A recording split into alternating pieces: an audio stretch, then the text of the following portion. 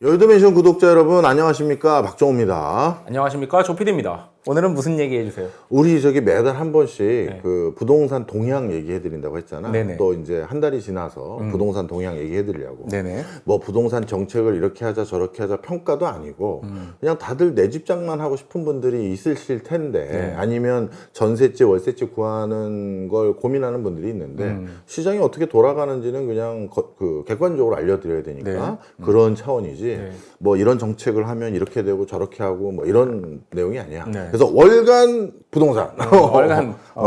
그런데 그 전에 네. 내가 오늘 감동 받은 게 하나 있어. 어떤 감동 포인트가 있었죠?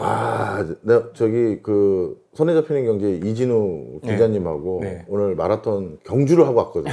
경쟁이었어요? 경쟁이었어. 왜냐하면 YTN 마라톤 대회에서 네. 둘 중에 누가 더 빨리 들어오느냐 이거 내기를 한 거야. 그 제가 진행하는 라디오인 손에 잡히는 경제에서 그걸 이제 우리 청취자들에게 약속을 하고 했는데 청취자분들 중에서 송경제 자주 들어주시는 분들이 현장에 와주신 거야. 근데 내가 오늘 너무 일정이 바빠서 내가 그 오실 줄 모르고 뒤에 일정을 잡은 게 있었어. 네, 그렇죠. 그래가지고 내가 그냥 식사라도 내가 모셔야 되는데 마음이 너무 좀 마음이 그런데 마음이 내가 더 그런 이유가 하나 더 있어. 뭐가 있죠? 한 분이 네. 손에 잡히는 경제 라디오 팬들이니까 네.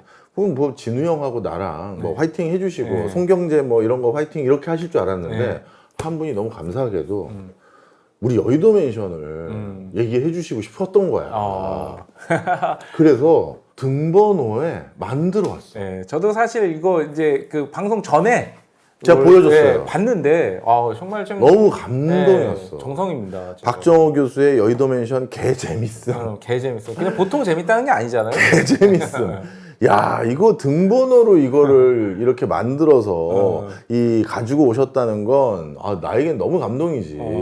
물론 라디오도 나에게 너무 소중하지만 어디 개인 채널인데 이게 왜 안 소중하겠어. 그런데 진짜 너무 감사해서 오늘 완전 개 감동 먹어가지고. 아니 근데 저기 이거 사진을 자세히 보시면은 박정호 교수의 개가 재밌다는 얘기. 보리가 재밌다. 우리를 칭찬한 게 아닐 수도 있다. 이런 느낌이 또 드네요. 그런가? 또 그렇게 해석이 되네. 우리 보리가 딱 여의도 맨션 한 번 출연했었거든. 네. 하여튼 너무 감사했습니다. 네. 자, 그래서 더 열심히 방송을 만들어야겠다 이 생각을 잠깐 했다는 얘기 드리면서 월간 부동산 얘기를 해보자고. 네. 자, 11월 셋째 주 기준으로 한국 부동산 원 통계를 기반으로 한 여러 내용들인데, 일단 서울 아파트 매매 가격이 역시 상승 중이야. 계속 상승. 그런데 이제 여기서 이제 많은 분들이 당황스럽게 되고, 나도 이거는 솔직히 당황스러운 건데 15 부동산 대책 이후 야, 이 정도 고강도면은 거래 절벽에 가까울 정도로 소강 상태가 당분간은 되겠구나 생각을 했는데 불과 4주 만에 가격 상승세가 확대되고 있어요.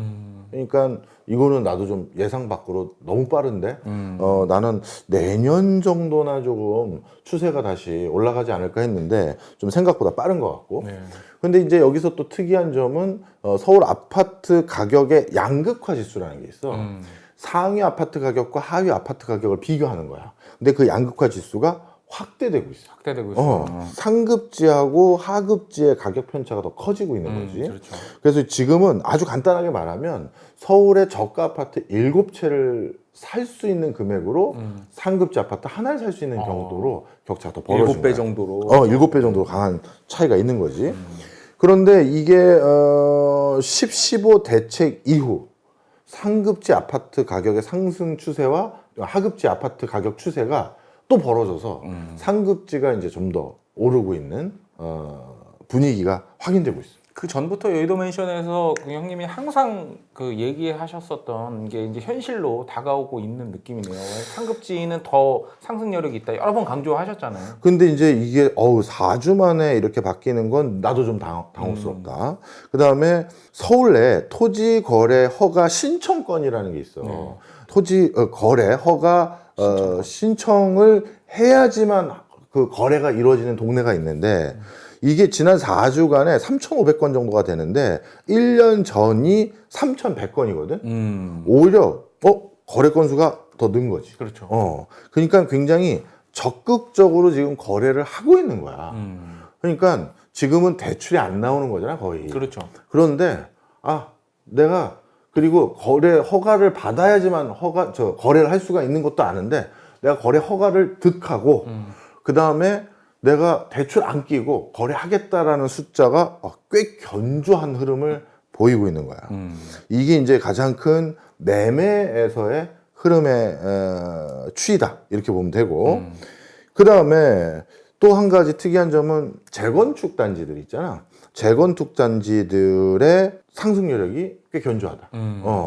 그래서 이거는 그 예상컨대 앞으로 서울의 아파트가 귀해지겠다. 이렇게 생각한 것 같아. 상급지 지역에. 그렇죠. 그렇게 하는 움직임이 아니고서는 이렇게 빨리 대응하려는 거는 앞으로에 대한 기대감이 조금 컸을 때 일어나는 현상이거든. 이렇게 해석하는 게 맞는 것 같아. 지금까지는 이제 매매 가격에 대해서 얘기를 한 거고, 그렇죠. 전세 매물에 대해서 얘기를 해볼게. 네. 전세 매물 자체가 급감했어. 내가 이 통계도 찾아봤는데 전세 매물이 24,000건인데 전년 같은 기간에 31,000건이었거든. 그러니까 전세 매물이 확실히 줄었어. 거의 30% 가까이 준 거지.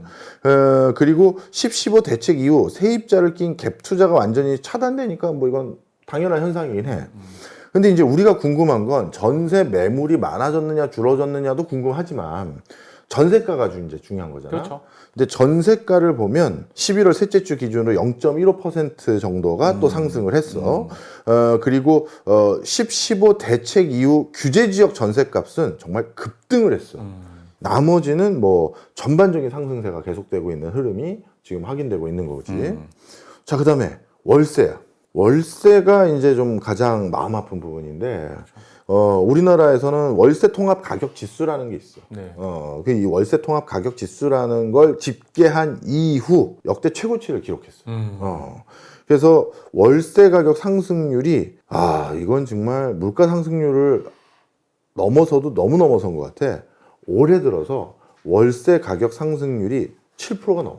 야, 그 월세 사시는 분들 자체가 이제 매매를 하거나 아니면 전세 접근하시기 어려운 분들이 이제 월세를 사시는데. 그렇지. 아직 그 전세 자금을 못 모은 분들이 많잖아. 그런데 그리고 사회 초년생들도 많고, 그렇죠. 또 신혼부부도 늘고 그렇죠. 있고. 야, 근데 너무 세지. 너무 팍팍해졌는데요. 그래서 이 전세 가격 상승률이, 월세 가격 상승률이 7%가 넘었다는 거는 이게 굉장한 거고. 6년 연속 매년 최고치를 계속 갱신하고 있어.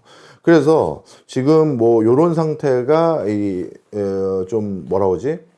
도드라지게 나오고 있고, 그다음 또 한 가지. 여태까지 이제 월세 거래량을 보면 굉장히 늘고 있어.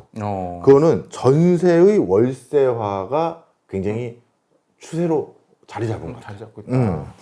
이게 지금 우리나라 부동산에서 전개되는 전반적인 흐름이야. 이제 앞으로가 이제 고민인 거잖아. 그렇죠. 근데 지금 어떤 상황이냐면 입주 물량이라는 것도 이제 객관적인 숫자로 나오는 예정치니까 그렇죠. 2025년에 서울 아파트 입주 물량이 약 47,000호 정도 돼. 네. 이 47,000호 정도가 사실 그렇게 또 많은 숫자는 아니야. 근데 문제는 2026년도야. 네. 입주 물량이 그래도 좀 많아져야 뭔가 새 집이 공급되면 그만큼 특정 한 집에 사람이 몰리는 게 줄어들 테니 그만큼 가격이 좀 안정화 되는 거잖아. 그런데 그런 차원에서 이제 입주 물량이 얼마나 있느냐가 이제 중요한 관건인데 2026년은 24,000호로 절반 수준으로 떨어져. 네, 절반이네요. 그러면 서울의 입주 아파트 물량이 내년도에 절반으로 떨어진다? 야, 이거 내년도 걱정이 되는 거지. 그렇죠. 그런데 문제는 2027년도야. 2027년도 서울 입주 물량 아파트 개수 몇 개일까? 10,000호? 더 적어. 10,000호가 안 돼요? 10,000호가 안 돼. 8,500개 정도가 내가 계산한 거야, 다야. 그러면 올해가 2025년이 47,000호인데 2년 뒤가 8,500호면 그러면 이 절대적인 공급 부족을 우리가 직면하게 되는 상황이 되는 거거든. 야, 이거 걱정을 해야 될 부분이지. 그렇죠. 이게 2017년부터 2021년 연평균 52만 가구에서 착공 실적이 계속 급격히 줄고 있거든. 그런 영향이 지금 계속 크고 있어. 그런데 지금 건설회사들 입장에서는 신규 뭔가 개발 이슈들을 더 하려고 하느냐 했을 때 굉장히 적극적이진 않아.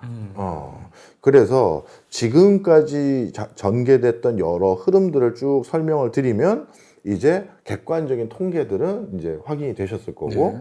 오늘은 뭐 그래서 뭐 어떻게 해야 된다 이런 얘기를 하는 날이 아니라 이제 통계가 어떻게 바뀌어가고 있는지 말씀을 드리는 거고 그러면 일단 요 통계만 가지고 우리가 해석할 때 공급 부족은 이제 좀 걱정을 해야 되는 부분이고 기정사실이죠.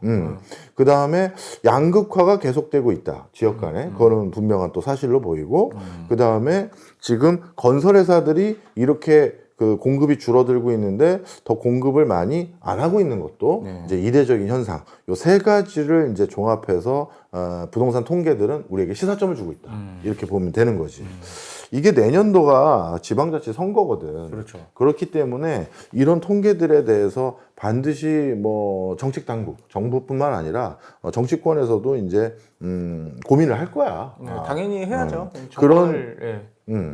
그런 고민들 속에서 정책 당국에서 제시하는 공약들이 있으면 그 공약도 월간 부동산 박정원에서는 그냥 팩트만 던지는 평가는 우리 다른 코너에서 하고 이 월간 요 코너에서는 앞으로 그냥 정책은 요거 나왔다. 통계는 이렇게 나왔고 이 통계에 대해서는 해석은 다들 똑같은 해석이니까 크게 달라질 건 없었던 해석들은 이렇게 된다. 이런 걸 아주 짧게 이제 말씀을 드리려고 해. 그 우리가 요 채널에서 뭐 공급 부족이 있었고 이제 앞으로 양극화가 더 벌어지고 있고 양극화가 생기고 있고 뭐 이런 걸 말씀드렸으니까 이게 시청하시는 구독자 여러분들이 앞으로 이런 부동산 정책이 필요한 것 같다 댓글로 많이 남겨주세요. 네.